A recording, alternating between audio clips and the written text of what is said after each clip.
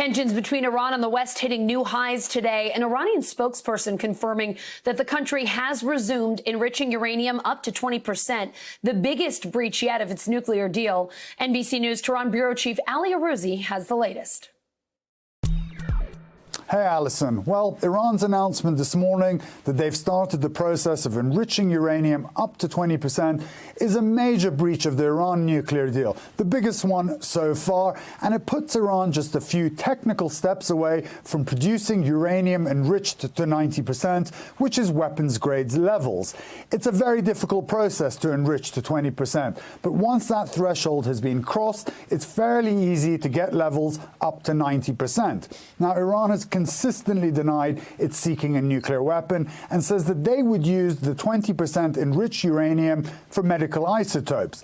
That, however, is not going to go down well with the powers that negotiated the deal, nor with Iran's adversarial neighbors who opposed the deal altogether. Capping uranium enrichment was one of the cornerstones of the nuclear deal. There were many folks at the time of the negotiations that argued Iran shouldn't be allowed to enrich at all. One of the most vocal voices was Israeli Prime Minister Benjamin Netanyahu, who this morning said the move violates prior commitments and shows intention to develop nuclear weapons.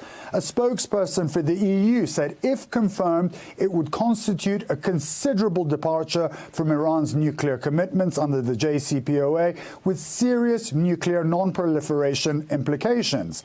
The IAEA, the UN nuclear watchdog, says that their inspectors at the Fordo site have confirmed Iran's announcement, and just so there was no confusion, Iran's ambassador to the IAEA tweeted that a cylinder containing 302 pounds of uranium enriched up to 4.1% has been connected to the feeding line at the Fordo enrichment site.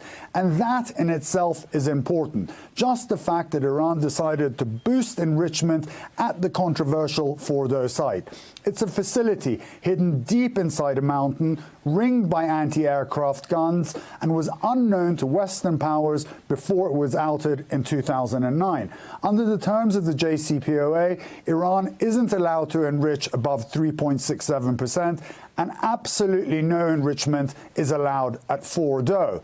Alison, following the assassination of Iran's top nuclear scientist in November, Iran's parliament passed a law requiring the production and storage of at least 265 pounds of 20% enriched uranium annually. But nobody thought Iran would start production so quickly. It was widely believed that they would use the threat of enriching beyond what was allowed in the JCPOA in order to gain some leverage with the Biden administration, essentially to try and force them to push the Iran nuclear deal to the top of their agenda. As soon as Biden takes office, they wanted him to expedite sanctions relief.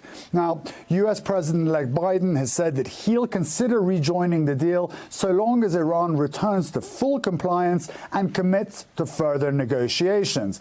But this latest move by Iran could hamper a bid by Biden to re-enter the agreement. Hey, NBC News viewers, thanks for checking out our YouTube channel. Subscribe by clicking on that button down here and click on any of the videos over here to watch the latest interviews, show highlights, and digital exclusives. Thanks for watching.